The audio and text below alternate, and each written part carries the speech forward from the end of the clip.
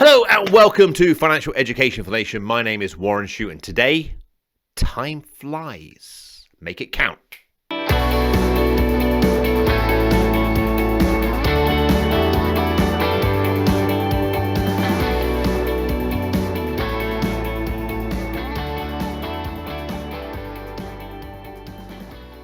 Okay, right. So that's right. Time flies, doesn't it? Don't you think time just goes so quick? It seems like a couple of weeks ago to me that we were celebrating New Year and all the self-isolation, lockdown paraphernalia was going on. And we're now approaching June, which is midway through the year. And in a heartbeat, we've lost another 6 months. It was sort of just over a year ago, year and a half almost ago, that the pandemic broke. And time just goes. And I think actually time seems to go faster as we mature in our ages. This is a conversation I love to have over a bottle of wine or a few beers with my friends, trying to work out, what is it? Why does time go quicker? And I think we've kind of come up with two reasons behind it. One of them is a year is obviously a smaller portion of your years to date. So when you're 5, 1 year is 20% of your life. So you think, okay, that's a big period of time. Whereas when you're 50, 1 year is a lot smaller percentage of your life experience. So that was one theory that we came up with. Another one was that we have less new experiences in life. And I think new experiences stand out and they're more vigilant and vivid.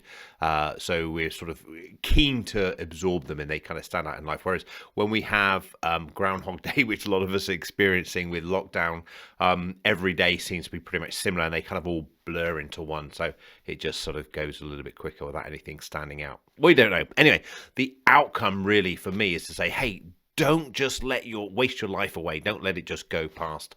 I want you to try and take some actions because it's not the information you learn. Okay, so you could be listening to this podcast passively, so just working out or traveling, just got a podcast on, or watching it on YouTube, on your sofa on your bed or something, and taking it in passively, but you're not actively participating as in taking action from it. Now, if you're just doing it for entertainment, that's great. I'm all behind that and I completely understand. But if you want to do something about your finances, what you really need to do is listen to some of the points. Say, right, okay, now I'm going to write those down and I'm going to schedule it and take some action on them, because it's not the information that makes it successful. I assure you, it's not information, it's action that makes us successful. Because even if you take action with the wrong information and you learn from it and you reevaluate and you take more action, you can only learn so many times before you realize that actually this is the right way of doing things. Let me play an exercise with you. Okay, so if it's safe to do so, close your eyes. If you're driving the car, if you've got time, pull over, park up. But if it's safe to do so, close your eyes for a moment. Okay, close your eyes. Now, visualize in your mind's eye, take a picture in your head of something that you want to achieve. Okay, something that you want to achieve, something that's important to you. Okay, now make that a very, very clear image. Make it a color image. Make those colors very, very vibrant and bright. Okay, turn up the dial, make them nice and bright. Okay, now I want you to change that image into a movie. So you can see the people or the things in that image moving around and interacting. And I want to put yourself in that image so you can see yourself interacting. Okay, so you've got the sounds of the image as well. So and increase the volume on those sounds, make them just right for you. And see yourself in that image and interacting that image. And get yourself talking in your mind, conversation about what it is you want to achieve. Okay, whatever this might be. Now, that's how you visualize what you want or how you want to live the rest of your life. Make it vivid, make it nice and bright. Get those surround sounds going. Get those sounds and get those feelings in your body. Get those feelings in your body of excitement or anticipation, and enhance those feelings. So magnify those feelings in your body. Get them tumbling forward. Get them moving around your body, flowing around your body so you feel really, really excited about the thing that you want to accomplish. Now, do one more thing before you finish up. Just take yourself out of the image and see that image so you can see yourself doing it, and then open your eyes. So that is visualization. That is manifesting what it is you want to achieve in life. Now, if you do it once, is it going to happen? No, probably not. Okay, but it's like a muscle, isn't it? It's something you need to do regularly so you can visualize your outcome, what you want to achieve. So that visualization, it's not right for me to tell you what it could be, but for a lot of people, it could be around money. It could be about lifestyle. It could be about relationships. It could be about health. You see yourself interacting as if it was life itself. So you want how you want your life to be.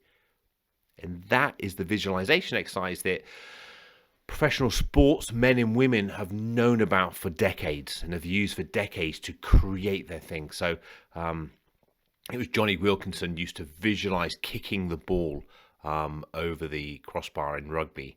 And Michael Jordan used to visualize throwing the basketball into the basketball hoop hundreds of times in his head, repetition, so that when he actually came up to it, he wasn't doing it for the first time. Those things in your mind, you start visualizing. And the great thing about this is we can do it anywhere, anytime. Okay, and it's in our control. And I can assure you, the more you do it, the better you become at it. And some people say to me, I can't create images in my mind. I just don't do it. Act as if, pretend you can, because I assure you, all it is a learned behavior.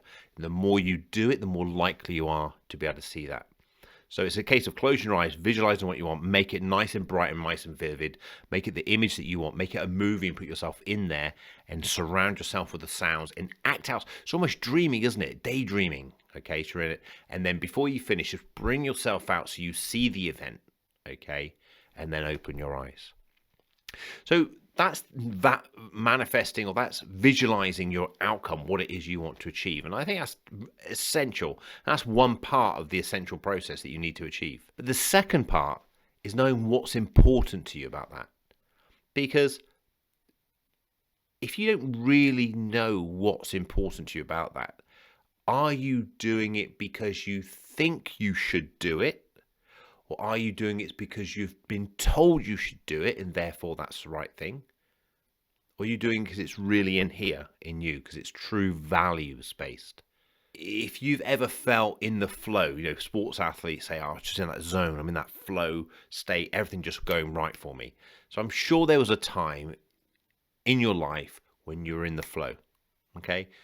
I don't know where it was. You could have been playing a sport, you could have been dancing, you could have been at work, you could be doing that presentation, you could have been talking with your spouse, you could have been on holiday, whatever it was. There was a time when you were in the flow, things were just going for you, like bang, bang. You just couldn't help but get things right. And that's most likely because your values were aligned. Things what are happening were aligned with you inside congruently. What you were thinking, what you were feeling, what you were doing were all on the same track. And you can tell, I think, quite often not when someone's talking to you and they're not congruent. So they're telling you to do something, or they're telling you they've done something, and it just doesn't feel right.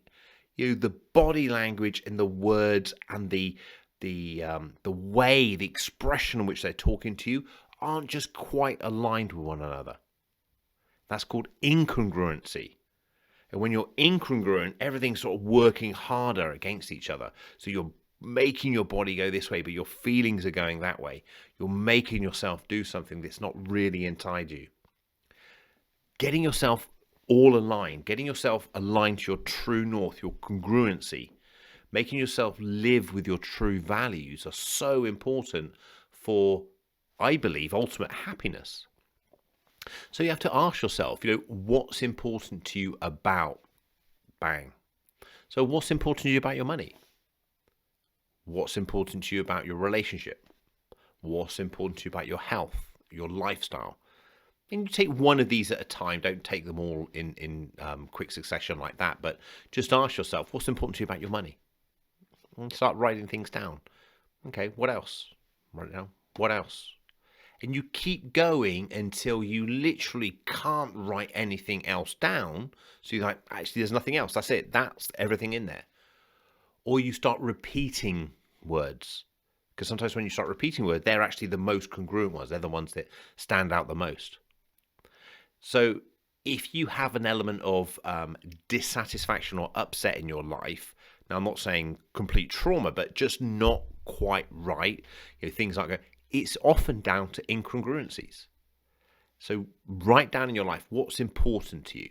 What's important to you about this? So I would often say this, what's important to you about investment? And I have very, very, very crystal clear how you'd expect. I'm being very congruent, I'm sure you, about how I invest money and what's important to me and what my outcomes are and everything else. Okay, I visualize it. I know crystal clear what my outcome is. I know how I'm going to achieve it, and I know what's important to me about that journey. But it doesn't stop me having side things thrown in on the table. So my wife Nikki really keen on investing in cryptocurrency.